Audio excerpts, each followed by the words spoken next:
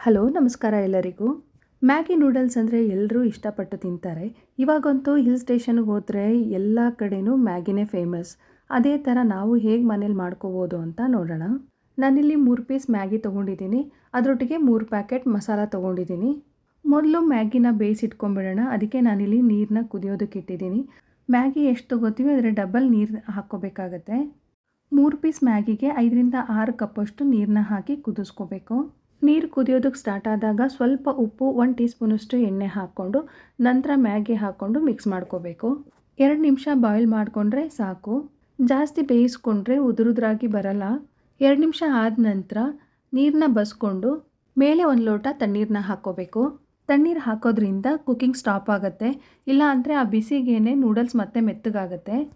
ನಂತರ 1 tea spoon ಎಣ್ಣೆ ಹಾಕ್ಕೊಂಡು ಮಿಕ್ಸ್ ಮಾಡಿಕೊಂಡ್ರೆ ಉದುರುದ್ರಾಗಿ ಬಿಡಿಯಾಗಿ ಇರುತ್ತೆ. ಇವಾಗ ಒಂದು ಕಡಾಯಿನ ಬಿಸಿಗಿಟ್ಟು ಅದಕ್ಕೆ 2 ಟೇಬಲ್ ಸ್ಪೂನಷ್ಟು ಎಣ್ಣೆ ಹಾಕ್ಕೊಂಡಿದ್ದೀನಿ.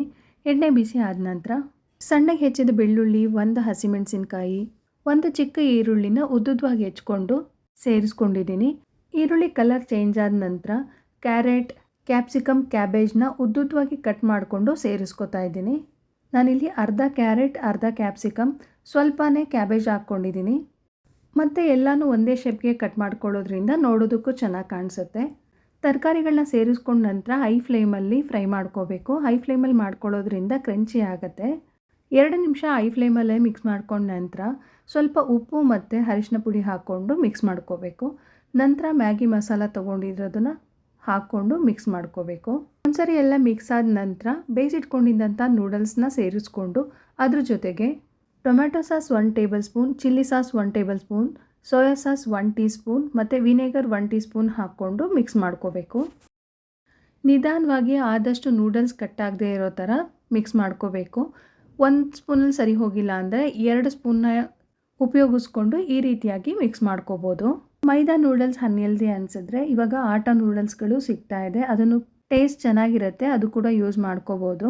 ಜೊತೆಗೆ ಈ ಥರ ಹೆಚ್ಚು ತರಕಾರಿ ಹಾಕಿ ಮಾಡೋದ್ರಿಂದ ಹೆಲ್ದಿಯಾಗೂ ಇರುತ್ತೆ. ಸಾಸ್ಗಳಲ್ಲೂ ಉಪ್ಪಿರುತ್ತೆ ಮತ್ತು ಮ್ಯಾಗಿ ಮಸಾಲದಲ್ಲೂ ಸ್ವಲ್ಪ ಉಪ್ಪಿರುತ್ತೆ. ಹಾಗಾಗಿ ಉಪ್ಪನ್ನ ಒಂದ್ಸರಿ ಟೇಸ್ಟ್ ಮಾಡಿಕೊಂಡು ಬೇಕಂದರೆ ಸೇರಿಸ್ಕೋಬೋದು. ಲಾಸ್ಟಲ್ಲಿ ಸಣ್ಣದಾಗಿ ಕಟ್ ಮಾಡಿದ ಸ್ಪ್ರಿಂಗ್ ಆನಿಯನ್, ಕೊತ್ತಂಬರಿ ಸೊಪ್ಪನ್ನ ಸೇರಿಸ್ಕೊಂಡು ಮಿಕ್ಸ್ ಮಾಡಿಕೊಂಡ್ರೆ ಟೇಸ್ಟಿಯಾದ ಮ್ಯಾಗಿ ಮಸಾಲ ರೆಡಿ ಆಗುತ್ತೆ. ಸ್ಪೈಸಿ ಜಾಸ್ತಿ ಇಷ್ಟಪಡೋರು ಅರ್ಧ ಸ್ಪೂನ್ ಗರಂ ಮಸಾಲ, ಅರ್ಧ ಸ್ಪೂನ್ ಖಾರದ ಪುಡಿ ಸೇರಿಸ್ಕೊಂಡು ಮಿಕ್ಸ್ ಮಾಡಿಕೊಂಡ್ರೆ ತುಂಬ ಚೆನ್ನಾಗಿರುತ್ತೆ. ನೀವು ಟ್ರೈ ಮಾಡಿ. ರೆಸಿಪಿ ಇಷ್ಟ ಆದರೆ ಒಂದು ಲೈಕ್ ಮಾಡಿ.